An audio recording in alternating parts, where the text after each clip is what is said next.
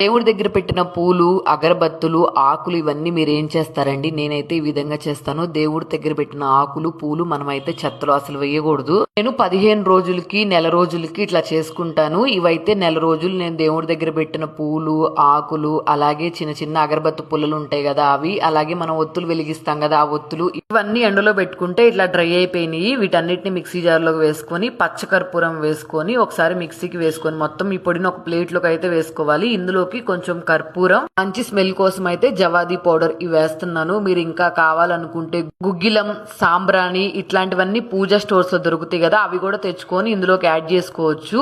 ఇవన్నీ ఒకసారి బాగా కలిపేసుకున్న తర్వాత ఇందులోకి ఆవు నెయ్యి మాత్రమే వేసుకోవాలి. ఒకవేళ మీ దగ్గర ఆవు నెయ్యి అవైలబుల్ గా లేకపోతే మనం దీపారాజన చేసుకోవడానికి నువ్వుల నూనె అయితే ఉపయోగిస్తాం కదా అదైతే వేసుకొని బాగా కలిపేసుకొని ముద్దలాగా వీటిని డూమ్ స్టిక్స్ లాగా అయితే చేసేసుకోవచ్చు.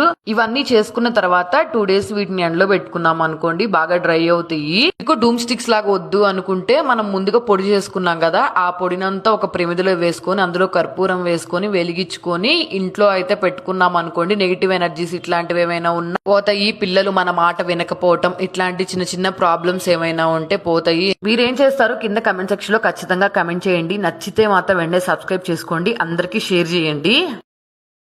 Download ShareChat.